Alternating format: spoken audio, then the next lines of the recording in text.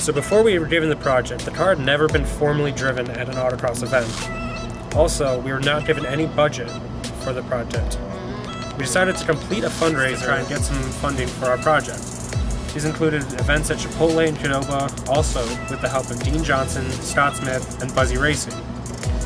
To start the project, we decided that we needed to improve reliability and performance of the car. So we started this with converting the rear end to a limited slip differential over from a locked rear end to help improve cornering and to more effectively put down power to the ground.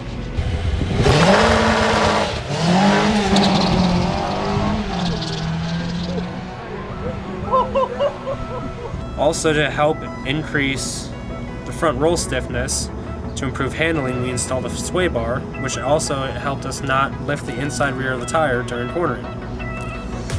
When we were given the car, the engine ran very poorly, so we decided to reroute the exhaust and install an O2 sensor so we could then take it to a dyno facility and properly get the car tuned on a dyno engine.